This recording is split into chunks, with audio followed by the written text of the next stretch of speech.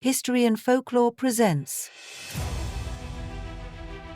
But before we dive into this alleged tragedy, we must step back into the political, military, and cultural landscape of 18th century Bengal. Chapter 1. Bengal before the storm.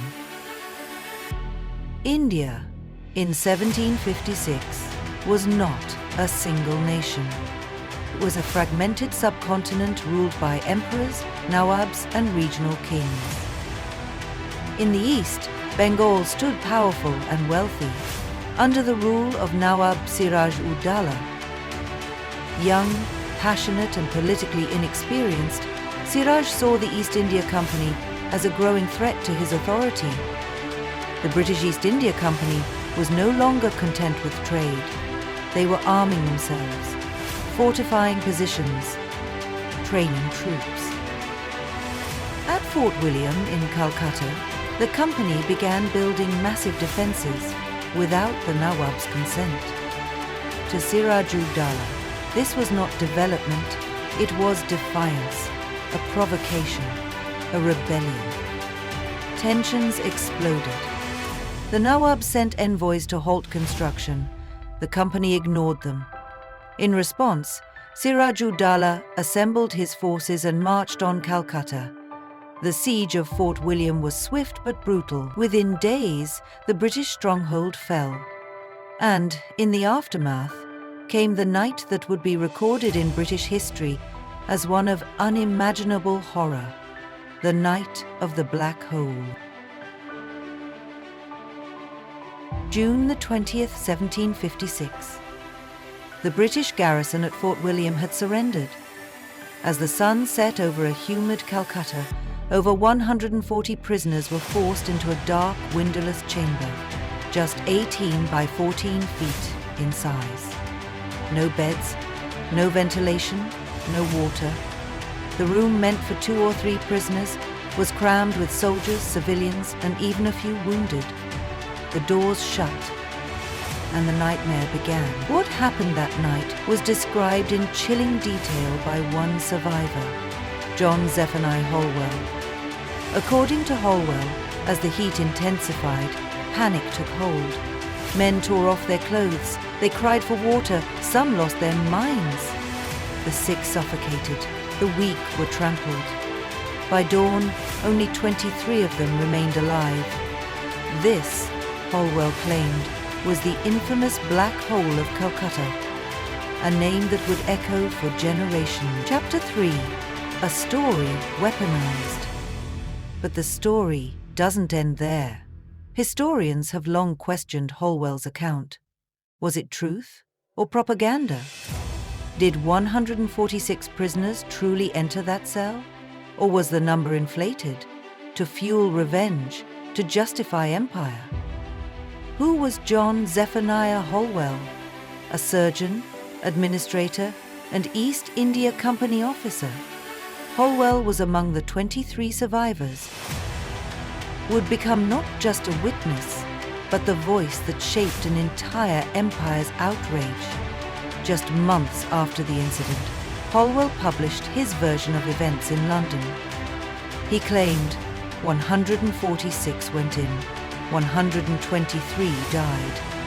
But there was a problem. No one else documented the event the way he did. Other survivors were curiously silent. No corroborating accounts, no Indian records, no neutral witnesses. Modern historians have asked tough questions. Was the number 146 real? Could such a cell hold that many people? Most controversially, was this tragedy exaggerated to stir British fury and justify retribution? The Black Hole was a powerful piece of imperial propaganda. Historian Brian K. Gupta.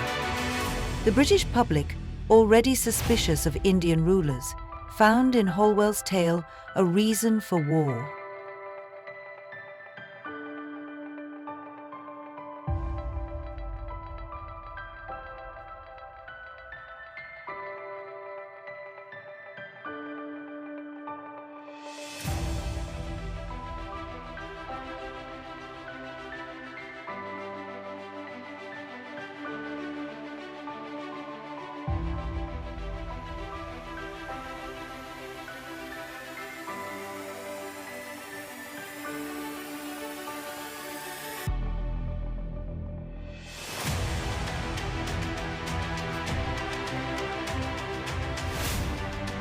Chapter 4. Clive strikes back. In less than a year, Robert Clive would return to Bengal, not for justice, but for empire. It was not just about revenge, it was about dominance. Clive, a man of ambition and cunning, returned in 1757 with a clear agenda: dismantle Siraj-ud-Dowlah. Backed by the East India Company, Clive formed a secret alliance with Mir Jafar, Siraj's own general. The deal? Betray your Nawab and we'll give you the throne. June 23, 1757, the Battle of Plassey. Clive led just 3,000 troops against Siraj's 50,000, but numbers meant nothing when treachery rotted the enemy from within. Mir Jafar stood down, Siraj's army crumbled, the battle ended in hours. Bengal was in British hands. It marked the beginning of nearly 2 centuries of colonial rule. And it all began with a single haunting tale, the Black Hole of Calcutta. Chapter 5. Truth, or colonial myth. It began as a personal account, but in the hands of empire, it became something else entirely. Holwell's story was quickly adopted by British authorities, not as fact, but as fuel. Yet problems remained. Where was the evidence? Why no inquiry, no list of names?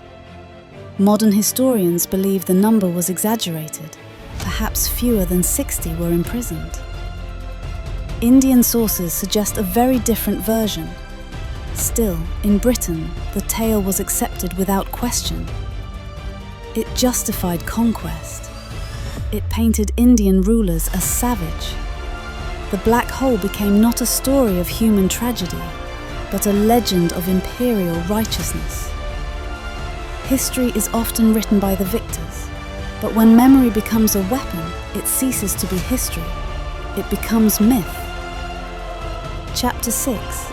Legacy in Stone and Silence.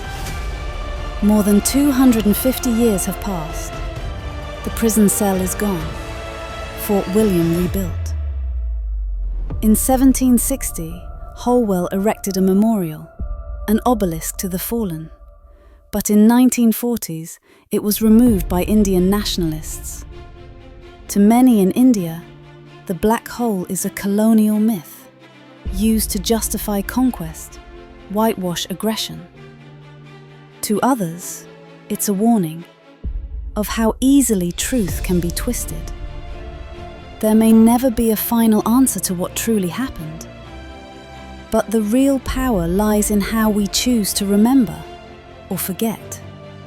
History is not only about what happened, it's also about what we choose to believe.